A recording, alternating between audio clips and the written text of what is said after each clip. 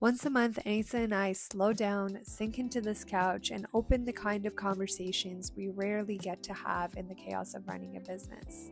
These are our real behind the scenes, what's working, what's hard, what we're learning, and how we're growing as founders, creatives, and leaders.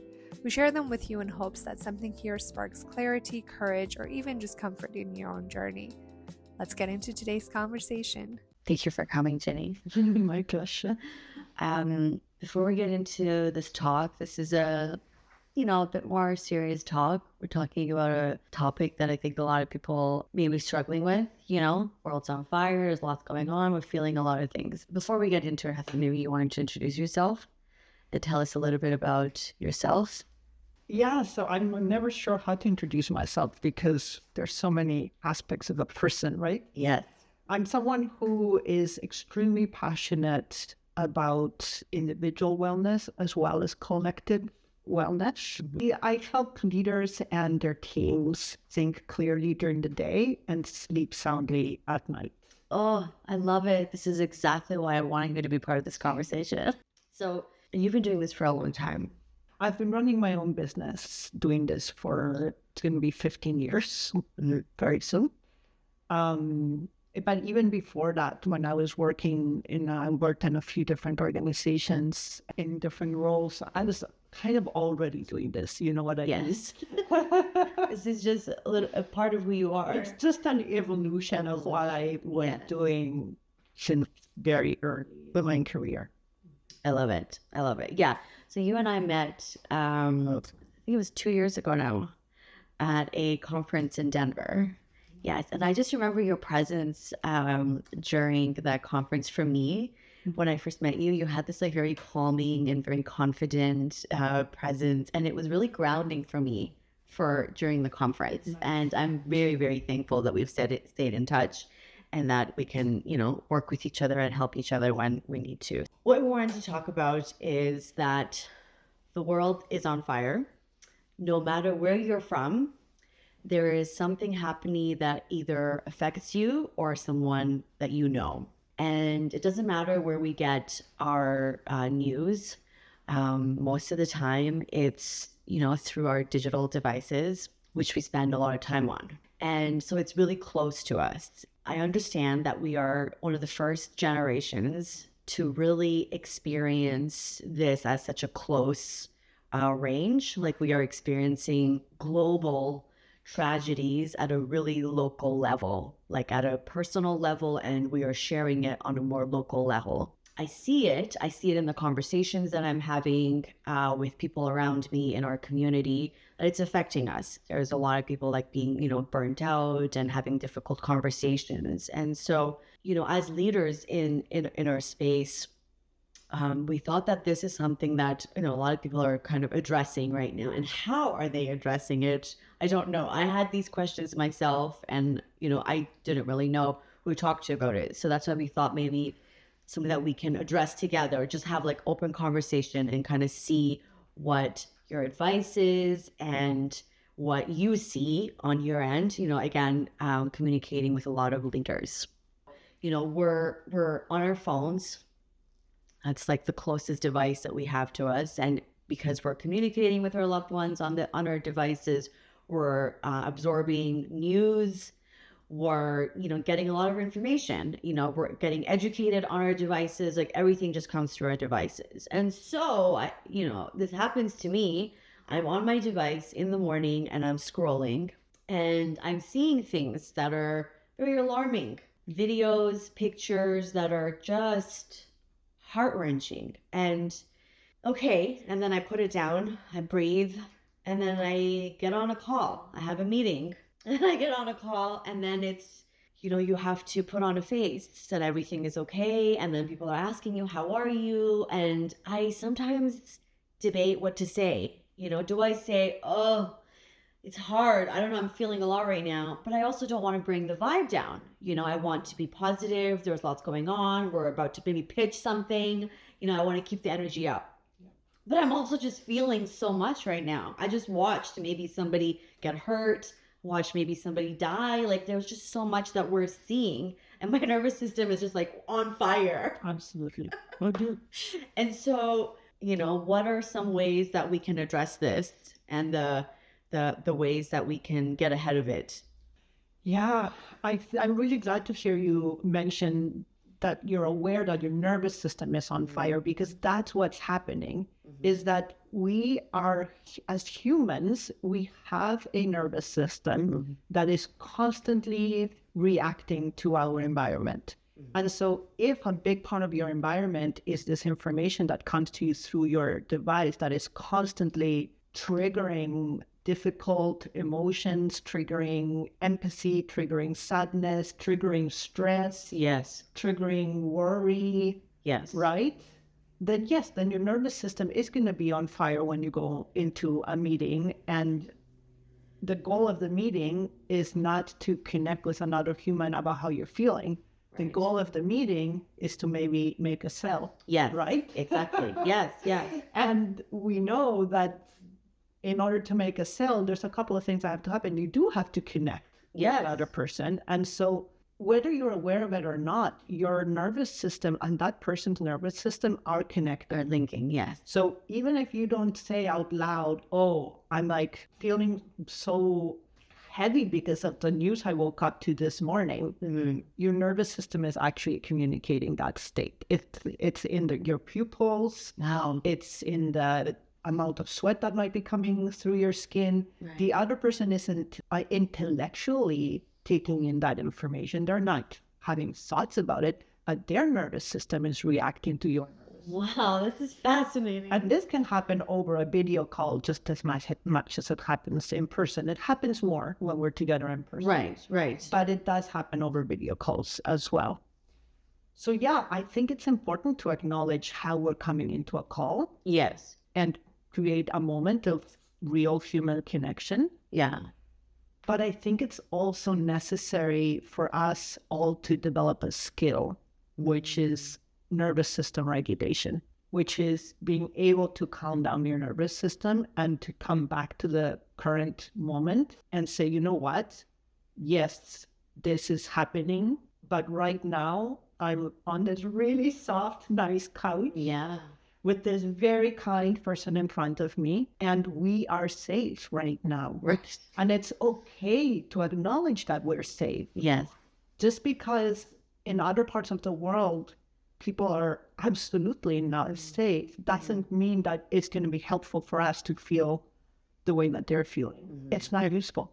It's just not useful, because we're not helping them by us just being in a stressed out mode. Right. And we need to be able to compartmentalize to an extent, and we need to be able to relax our own nervous system and be in the moment and take things moment by moment. There's a metaphor that it's not even a metaphor, it's an analogy that I love to use. Okay. So imagine there's a pack of deer.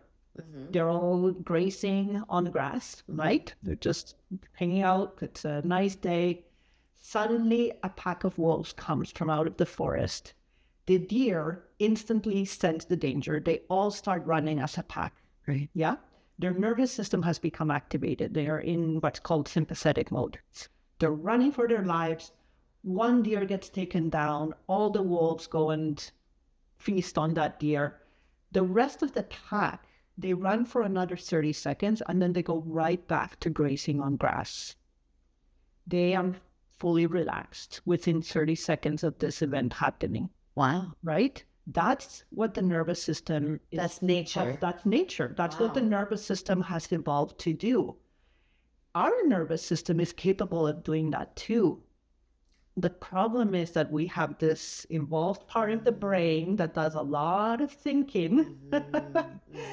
And so we get kind of locked into worrying about the future, remembering the negative parts of the past, The stories. yes. And we lose the ability to live in the moment. Right.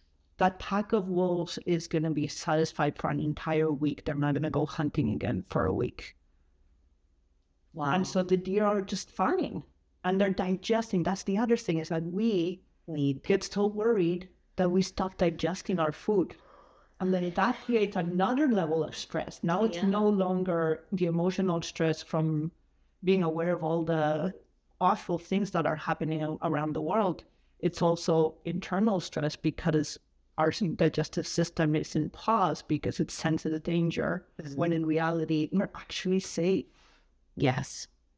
Okay, I want to unpack this a little bit. You just said a lot, and I love everything you just said, but I want to unpack, I want to get into it a little bit. So first, it was like you mentioned that we have to address it on a call. So do you actually mean to address it verbally or just let it be in our nervous system that are connecting? I mean, make a real, authentic human connection on a call. And so sometimes that means like being honest about how you're feeling. If you haven't had a moment to self-regulate, bring yourself back to the moment, and you are feeling that something, I think we should normalize sharing these things, but also be able to shift the focus away from it. Just be able to say it, and then, so just let me let out a sigh. And now, now I can focus. But let's just be human. Yeah, well, I love that. So if we can't regulate before getting on a call, which is what maybe we should be learning to do, is regulating that nervous system before you get on a call. If you can't, it's just maybe addressing it, just get it out, and then, but hopefully get back on to what the objective of the call is. Yeah, I really like that. Yeah. And I think that's easier to do when we're meeting with someone who we know. Yes. If it's someone on our own team or someone we met with before, or we meet with regularly. Sure, it's easier to kind of get it out. But it might also be, I don't know what you think, but it might also be an opportunity to connect with someone that maybe, you've only talked to a couple of times. You're trying to build rapport. You're trying to build this relationship. And, sales 101, you have to be able to have good relationship with people that you're doing business with. And they have to like you and you have to like them. And so there's something like real that's happening. And so let's just get it out, but then let's just get back to what's real happening here. Yeah. Okay. 100%. And I think part of what I'm saying is that, let's say it is a sales call. Yeah. Right. And yes, one very important piece of sales calls is building trust. Yes. If your nervous system is communicating one thing because it's in a state of stress and your words are communicating another thing, the other person can sense it. Well, no. They can sense it, and that breaks down trust. Yes, I love that. To just be honest about it. This is what I'm feeling right now. It's out. Okay, so now let's just get into it. Yeah. Okay, the other thing I wanted to kind of bring up, we see things on our devices, but there is, it's the expectation maybe for some, and again, I'm generalizing here, to empathize. And if you don't feel, and if you don't think about it or feel about it, then you're not being sensitive to the subject, right? And people carry that kind of like bit of a shame or guilt about it. I realize what you're saying is being just a little bit more aware of our feelings so that we can self-regulate. But I feel like some people may get stuck in that, like, well, I just saw this and I'm feeling for this person. And I thought that this was being a good person, is empathizing. It is part of the story. I realize that. But how can I get in front of that? How can I be like, this is maybe just like the story and it's not what is natural. So what you're saying is natural would be to just carry on and be in the moment rather than getting lost in the story in my head, which is like shame and empathy. Well, I do want to clarify that it is natural for humans to get caught up in what just happened half an hour ago or what you saw 10 minutes ago and get caught up in it. It is natural. Okay, yeah. That's part of being human because we're not deer. If we were deer, we would naturally just let it go and be in the moment. In that moment. Amazing. Which is what my dog does. Yeah, right? Totally. Dogs are They're just in the moment. They're the best role models. Yeah. Right? They are in the moment. She just shakes it off and then she's just in the moment. 100%. Yeah, I don't know how to do that. It takes practice for us to do it, but you can also do it. Okay, I think there's a couple of things that I would say about that. One is that it's not so much about interrupting the conversation in our head, but more about doing a somatic exercise. So it's more useful. The conversation that is going on in your head and that is in a repeating cycle will be easier to shift away from if you do something like taking a few slow breaths, or if you do what dogs do of shaking it off. Right. So it's not so much like talking yourself out of it. Right. It's way more practical and effective to shake yourself out of it. Right. Right. Either go for a brisk walk, get some daylight, get some fresh air, Right. or do some slow breathing, or do some stretches, or literally, you know, the shake exercise that I do, where you literally are just shaking things off like this for 60 seconds or 90 seconds. And that sends a signal to your nervous system that it can shift. Yeah. It can create a shift. And then I love that. And then the story. Yeah, because you're right, because we can't use our brain that's causing the conversation to get out of this conversation that's caused by my brain and my stories. So yeah, so it's just like getting away from that, but using like your body, your breath work and your body to get out of it. Yeah, but then there's another side to the story or the situation, which is that sometimes we develop an identity, a self-identity, as I am a highly empathetic person. Right. And I am. Yeah. And I know you are. Yeah, too. these are labels. Yeah. Yeah, that we use to describe ourselves. Yeah. Yes. And so it also means we get into this habit of really practicing that feeling of empathy to the point that we can get stuck in that feeling of empathy. There's nothing positive or negatives about the feeling of empathy. It's just a feeling that we experience as humans. It can be useful in the moment or not useful in the moment. So I always like to explain feelings are not good or bad. They just are. They're just something that as humans we experience. That's right. Yes. Now, what's healthy is to be able to shift in and out of different emotions depending on what's going on in the moment and depending on what just happened and what's coming ahead and all of that. But I want to say this from a perspective because early in since I was like 16 till I was like late 20s, I was a very radical political activist, right? So I was like organizing protests. I got arrested in 3 different countries, and I considered myself highly empathetic. That's why I was a radical political activist. You're not just a badass. I was a badass, sure. But I was I felt this responsibility to change the world, to make the world a better place. I still think we all have the responsibility to make the world a better place. That has not changed. But I don't get stuck anymore in that feeling of like, well, I have to be the empathetic one, and I have to be the warrior, and I have to be all these things. And in order to be all these things, I have to be in fight or flight mode. I have to be in like this hyper-aroused state where I'm constantly complaining about what's happening in the world and constantly criticizing all the things that are going wrong and all the politicians that are making the wrong decisions. Is it useful to be in that state all the time? I've come to the conclusion that it's not.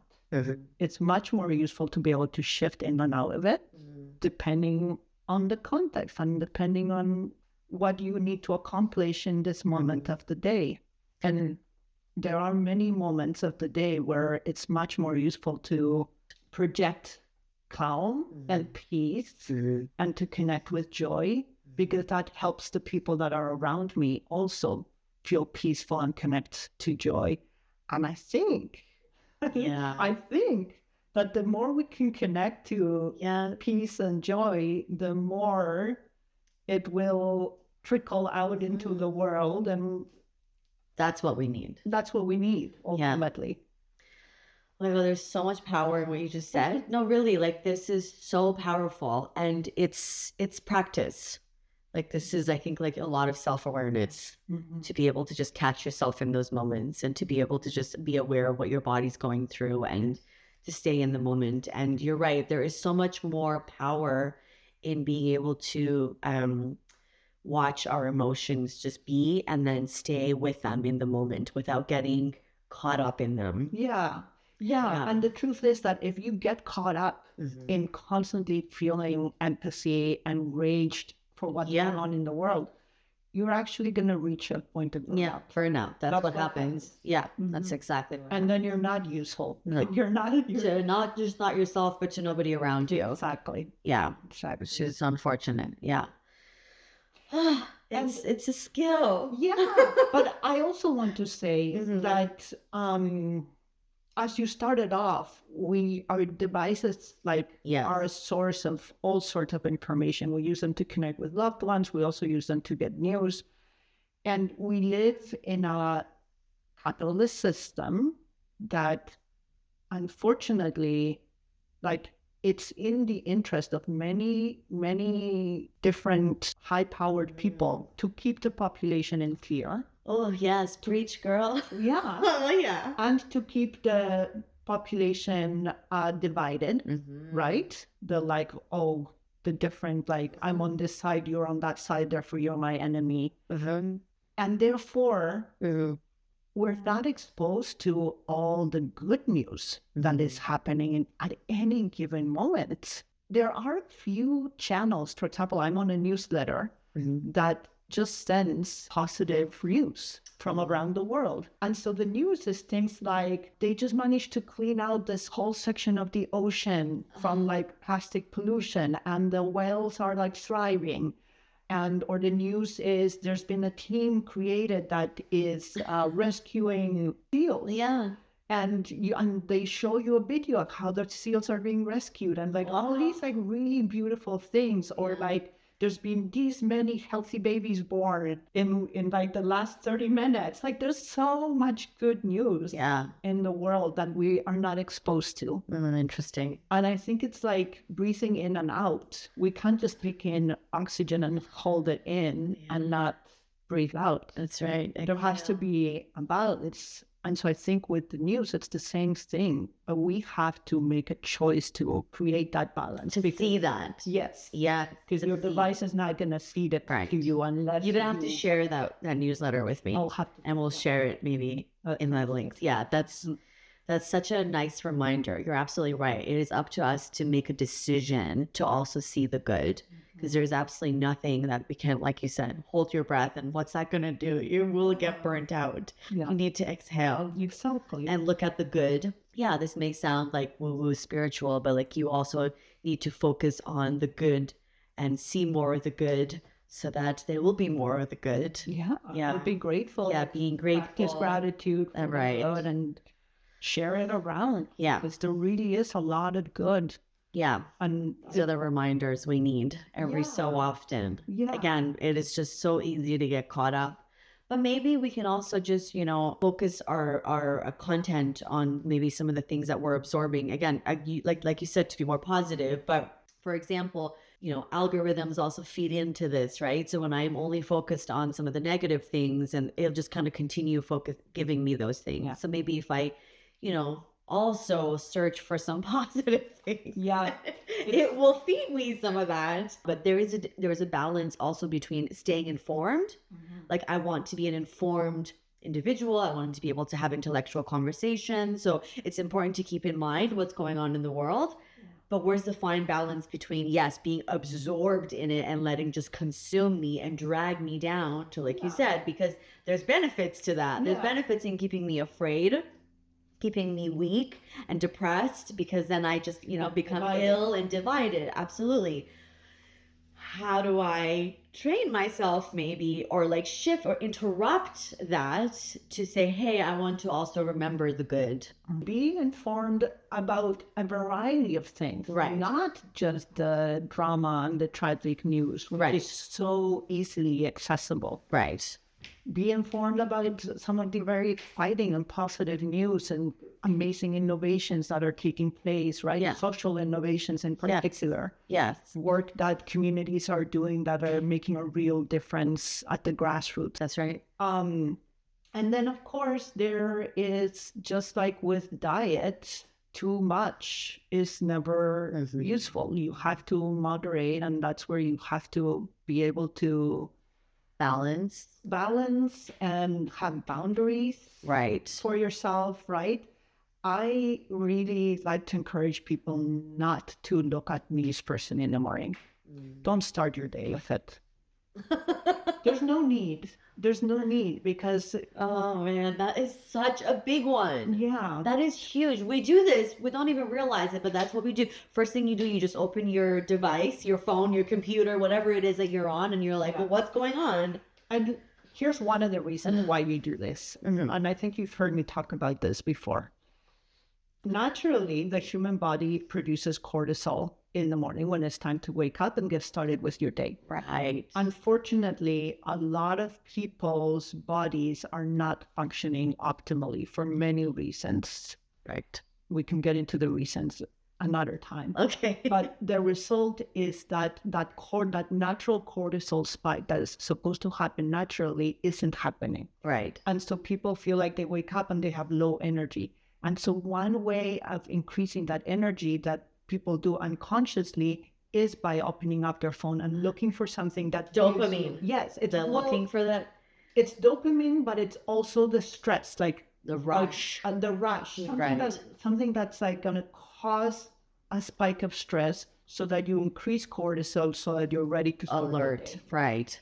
And this happens unconsciously. You're not seeking news in order to spike your cortisol. Your body, again, your body is very wise. And so it's not an intellectual conscious decision that you're making. Yes, it's a habit you get into that can be broken. Right. But it's also something that your body craves. There's something else that I like to suggest, and I think it's not easy for people to do this. Okay. But to me, it makes a lot of sense. And so it is that, yes, we need information, right? And yes, we need to be informed about what's going on in the world. Is that information useful? I mean, it's useful to be able to have conversations with other people about what's going on in the world and not be an ignorant, sure. But are you making a difference in the world just by taking in all this information about all the things that are happening? If you are someone who, I mean, if you're a politician, like by all means, you have some please be influence. informed. Yes. Be informed and take action to make things better. You're someone like me, or perhaps you, where your influence over world events is limited, right? We can influence it by having conversations with other people to an extent, and maybe just having reflective conversations with more humans about what kind of world we want to create. But in order to have those conversations, you don't need to have all the information and all the details about all the tragic events happening. So what if we limited ourselves to taking in information only to the extent that we can take some action on that information? So what if I said, okay, for example, I take a lot of action around improving people's health and wellness. Any news that is coming out that relates to that topic, that's going to give me new information, that helps me take action, I see. I'm going to take it all in because it's seriously useful information. But when it's information about a war that's going on, I mean, 20 years ago, I would have been out on the streets protesting, and I'm all in favor of protesting. It's very helpful, but it's only helpful to an extent. And if we're taking in all that information every day, but we can't really influence peace building, and we can't really stop the arms industry from creating more weapons, which is a giant business, right? It's a giant business with a lot of people have investments in it. Yeah. I mean, if I know someone that has investments in a weapons manufacturing company, perhaps I can take action by having ongoing conversations with that person and encouraging them to move their investment into something else. Yeah. Right. Yeah. Which is kind of what I'm going to challenge this a little bit, just from the other point of view, perhaps just being devil's advocate here. But, knowledge can be a little bit of power. And so I find nowadays we do find ourselves, whether we like it or not, whether it's with, friends, colleagues, family, you do find yourself having these maybe a little bit more serious, heavy conversations. And I feel like people want to be prepared. You don't want to go into a conversation and be blindsided, be called ignorant, be called stupid, whatever, right? You want to be knowledgeable, know the facts, or hopefully like some, some relatable things so you can, speak on the topic properly. I mean, that's how I think about it. So I do absorb maybe more than I need to, because realistically, how often am I in those conversations? But I am always worried about it. I do worry about what am I going to be in that situation, whether it's online even. People do challenge you if you're sharing like insight, or if I'm just sharing a personal opinion or a personal direction, again, it's just an opinion. People will challenge you and say, so there is this maybe underlying pressure, expectation that we need to fight for our opinions. And I have to maybe even try to change your opinion, which is unrealistic. I realize this, but it's like we're constantly trying to do this. Like, I want to change your opinion so you think like me, and you're trying to change my opinion so I think like you. So we're trying to like, I want to know everything about the topic so that I can fight you on this, and we can go back and forth. I realize even as I'm saying it, and no one's helping and no one's changing each other's opinions. But I feel like that's why people want to be informed. We are worried. There's this anxiety that I won't know enough. And if I'm challenged, I don't want to be ignorant. I don't want to be stupid. I don't want to be left out of the conversation either. Those are heavy things. Again, I think that just keep us on this like fight or flight mode, that keep us like high alert. And you're absolutely right. Like, I don't need to absorb all this information, but I want to, because I want to be prepared. Yeah. And you're bringing up an interesting thing, because I would want to ask, if you're not prepared, you don't have all the information that you think you need. Right. And you find yourself in an opportunity to have a conversation with someone about it, then that's an amazing opportunity for human connection.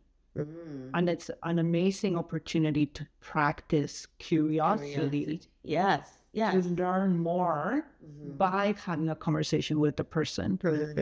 Because when we become so informed that we have a very strong opinion on something, we become more black and white thinkers. Right? Yes. We become more stuck in our opinion. Yes. Whereas if we have enough information, but also enough curiosity to understand a different point of view, then we're actually, I think, contributing more to a solution than the problem. Because I think one of the biggest problems that exist in the world is divisiveness. Yes, this division, 100%. And the belief of superiority and inferiority. I know this, and this, and I have this opinion, and therefore I'm smarter than you. Better than you. Better than you. Yeah.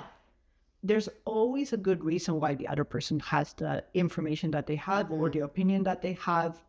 The perspective that they have, and they've probably had a very different experience than you, right? A different background, different cultural background, different intergenerational experiences that are informing the decision that they're taking today. And so I just think it's so much more valuable to enter those spaces with curiosity than with information. I love that. So what I'm hearing is trying to be more comfortable in the uncertainties.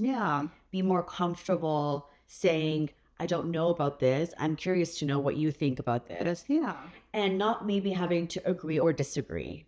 Just saying, that's interesting. And just live with it without having to say, yes, you're right. Yes, you're wrong.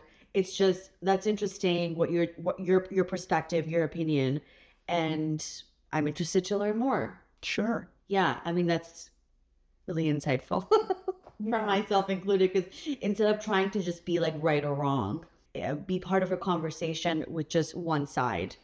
Taking sides in a conversation rather than just having an open dialogue. And the truth is that most tragedies that are happening in the world, unless it's a natural tragedy, most of them are so complex that there isn't a clear right and wrong.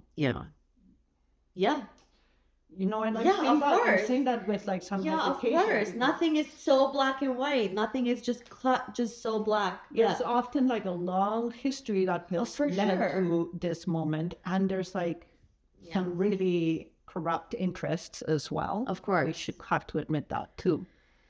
But yeah, there's always lots of perspectives that I think are worth understanding. And most importantly, I really strongly believe that as humans, we need to create more unity and less divisiveness. Yeah. Yeah. And what a great way to do that than just being open to your perspective. Hey, you have an opinion about it. I want to hear it. I think it's interesting. Here's my opinion if you want to hear what I have to say. And it's just an opinion. It's just a perspective. And just being maybe open to that dialogue instead of just being right or wrong. Yeah. And being divided. Yeah. And let's be honest, like time is limited. How much time do you really, like if you're going to want to have all the information that you can get, you're missing out on some other really awesome things that could be happening in your day. Yeah, that's true. I think it's also just being comfortable with some of these feelings that you're saying. Yeah, maybe just being more comfortable and like, I don't have to be right. I'm going to let you just say what you want to say in this conversation, and I'm just going to walk away from it.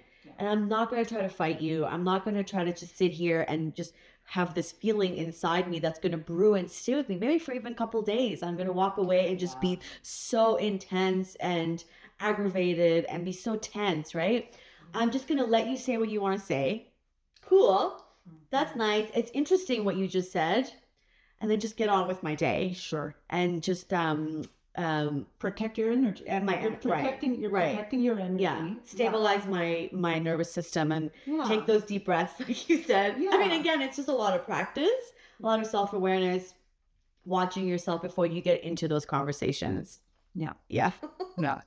Being a human is hard, Ginny. I feel like there is just so much that we have to just be aware of. In this time and age, it is hard because the world we live in is bombarding us with things that activate our nervous system. Maybe we just make it hard for ourselves. Yeah, that too. As individuals.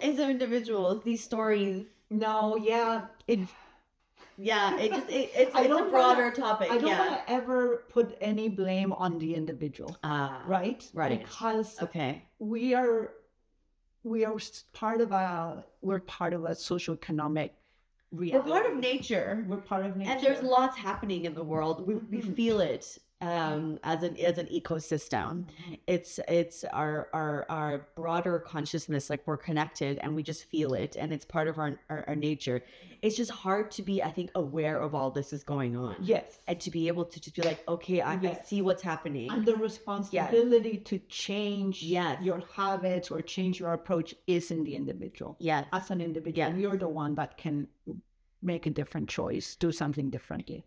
And I think it comes with being aware of yourself, learning to be uncomfortable, learning new language, which maybe is a totally separate conversation. We've talked about language before, and I keep talking about it, but I think learning the proper language can really help us communicate better, understand each other better, and just knowing maybe what to say if you're like in an uncomfortable conversation. I want to be able to say, I don't really want to continue in this conversation. I just want to walk away right now. But we don't have the words to say, like, it's not normal, right? To say those things. So we just stay in an uncomfortable conversation because I have to, because it's the normal thing to do. It's rude. Right. It's rude. It would be so un-Canadian of me to just walk away. So true. But if we had the language to be like, hey, no, I really like what you just said, or I think what you said is interesting, your perspective. Or I disagree. You can also say, sure, I actually disagree. But sure, that's cool too. I disagree. Yeah, that's your opinion. It's all really interesting. But I'm done. Like, I want to get out of here now. Yeah, right. What would your dog do? I wouldn't stay in that interaction with another dog. She'd be like, I'm out of here. Yeah. This is a question that maybe for the leaders out there, there is a lot going on, and you get on your team call in the morning and you ask your team, so how are you really doing? Mm-hmm. And is that like danger zone? Like, are you opening, Pandora's box here? Are you making it uncomfortable for people to have to be vulnerable? Do you even want to go there? Like, is it just like, let's stay clear? But also, how do I make it comfortable, an open space for my team to want to share if they want to? So what's the fine line? What's the balance? I don't think that there's a perfect answer because I think it really depends on the work culture of every place and the kind of trust environment that's been created. Okay. But I can tell you what my approach is, and what I've seen work in a number of organizations. So I don't know if you know this, but there is one type of work that I do with teams, which is I help them co-create healthier, more collaborative, remote or hybrid workplace culture. Okay. And so that includes having them brainstorm what are some practices that you could have in place that would help you feel more connected to each other, more trusting, more collaborative, or there's different questions that we ask, right? Isn't. And so there's a few practices that I've seen that I find work really well. One of them is having a particular meeting of the week, like a end of week checkout, where it's not about work so much. It's more about an end of week touch point. And I've seen this work really well with teams where they just literally spend 15 minutes. Okay. And they do, I mean, different teams have different variations. Sure. The one, my favorite, Okay. is where every person just does a quick round and they say three things. The first thing they say is what is one thing that they're proud of that they accomplished at work that week. It could be I got through my inbox, or it could be I made a really big sale. Yeah. Like it could be something really small or really big, and there's no judgment around that. The point is that it's different every week. Something you're personally proud of. Something that you're personally proud of that you accomplished that week. Yeah. And sometimes there'll be a team member that will like be looking at their calendar and be like, so like, I don't know what to be proud of. And someone else on the team will be like, well, I think you should be proud of this thing that you did. That's right. And so and they're like, oh yeah, okay, I'll say that. Yeah. Yeah. So there's this like people support each other and identifying what they can be proud of. Because sometimes if you're not in the practice of celebrating your own work, it's hard. And it's good to be seen. It's also by your team members. Exactly. Yes. And it's a practice that getting in the habit of being able to say, I'm actually proud of this piece of work. Mm-hmm. Great. Mm-hmm. That's the first thing. The second thing is, what is one thing you've done for your self-care this week? And again, it's specific to the week. Mm-hmm. And so this is more personal now. So some people will say, oh, I got to the gym twice this week. Some people will say, I took a brisk walk over my lunch break. Right? Yeah. Or whatever. I had a green smoothie every morning. Right. Sometimes it's like tidied up my closet, and that made me feel really good. Yeah. Or I took a break from watching the news. Yeah. Like it could be all sorts of things. People share all sorts of different examples for what they're doing for self-care. But it really emphasizes the importance of self-care. Yeah. And that's when sometimes like real feelings come out. So I've sat in some of these meetings where a team member will break into tears and will be like, you know what? I did this for self-care because like I had such a hard week with this and that. And so then it's a moment where there is space for that. Right. But no one is getting sucked into it because you know that there's a third thing to share. Okay. And that other people are going to go and do their rounds. And so it's a moment for each person to share. And then the leader can check in with that person afterwards if it seems appropriate. Right. But often it's not. It's just they just needed to let it out. Get it out. Right. And then the third thing is what kind of support might you need from your team next week? So it's looking ahead at the work that's coming up next week and being able to say, oh, well, there's this really intense project that's going to be wrapping up, and it would be really helpful to not have that meeting on Tuesday, for example. Or it would be really helpful if so-and-so can help me with this piece of the work. So it's kind of like just an opportunity for each team member to say one thing that they might need support with. The following week. It's concrete. And sometimes it's nothing. I'm good next week. I don't need any specific support. Keep going. Okay, so what I'm hearing is giving designated time and space for that moment to be vulnerable if they wish to be. And share. And if not, that's okay, but there is a time and place for it. Yeah. Right. And what I'm also saying is, as a team, as a workplace, choose your own practices. Right. So if your team chooses to have a little personal check-in at the start of every meeting, let's do that. That's the time. Yeah. Okay. But engage the team in suggesting what would they like to have as workplace practices. Right. Like rituals as traditions. Right. And like you said at the beginning, it is also like the culture of the team, like how it's been built. You've been building that hopefully over time, and having these practices obviously helps do that. Yeah. I'm going to add something a little bit extra on this. Maybe this is like something else to think about. What if during those calls, people are sharing things about things that are happening in the world? You know, they're feeling things and they have different perspectives, and it could be different topics and things. And maybe those topics and things don't align with someone else's beliefs on the team. Yeah. And so this is all of a sudden, you know, this is the time where we're sharing, we're being vulnerable. There's no judgment, but there's people on the team who have very different backgrounds and beliefs. Yeah. And it gets complicated. It might get even a little messy. Mm-hmm.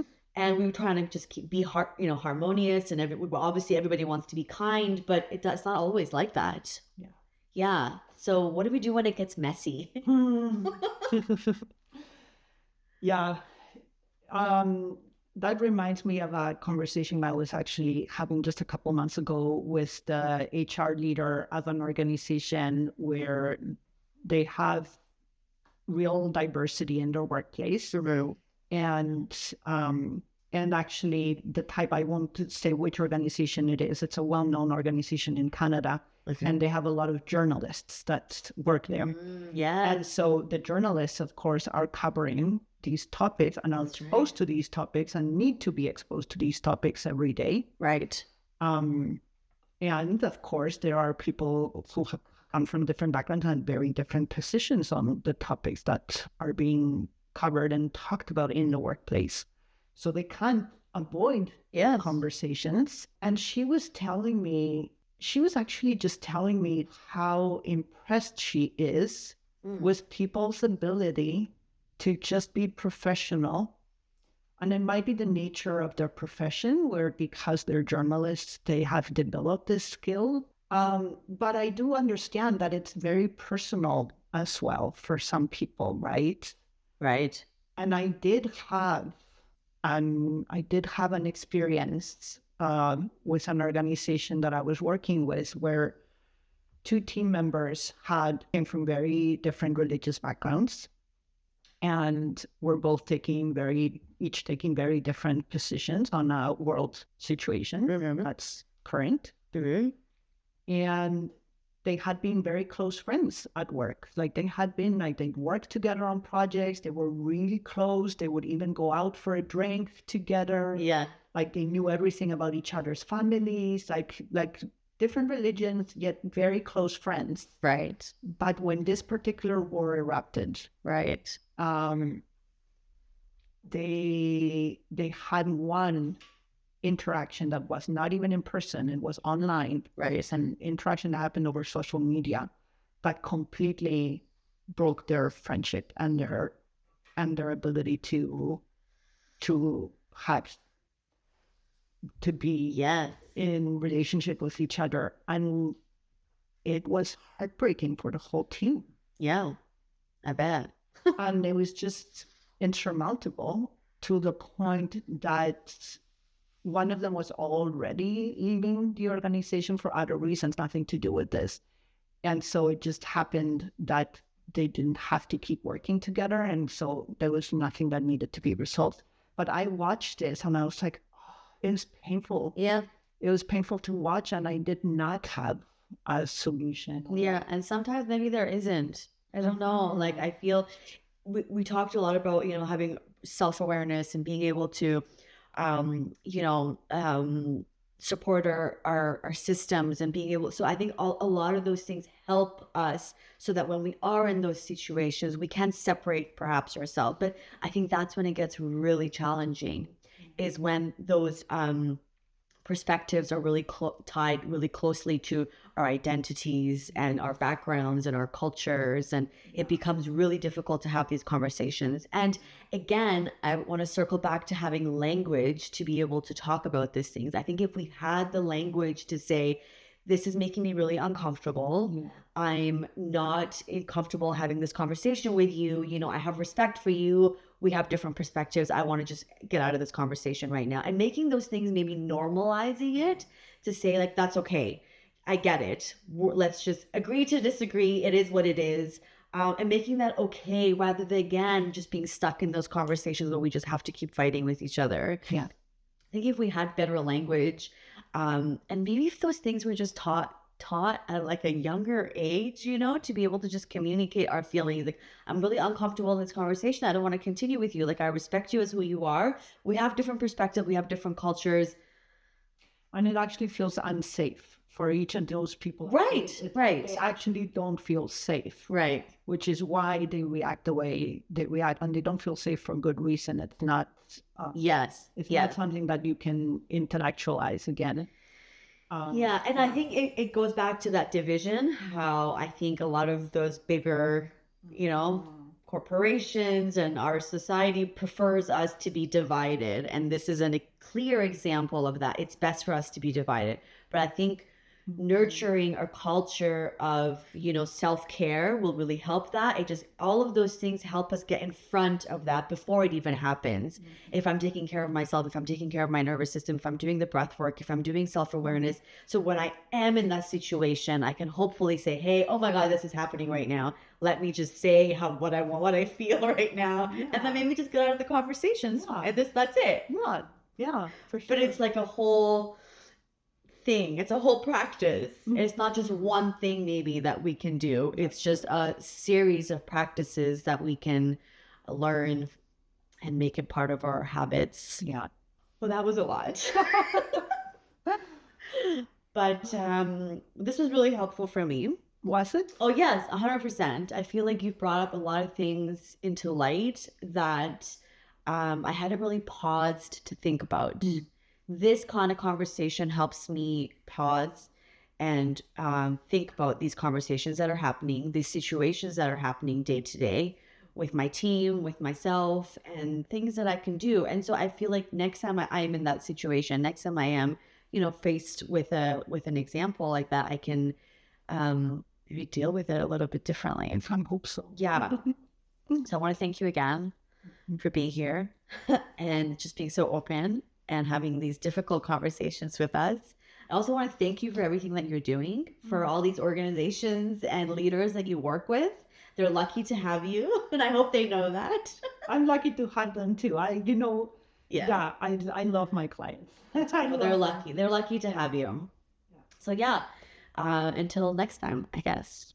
Awesome. Okay, thanks, Ginny.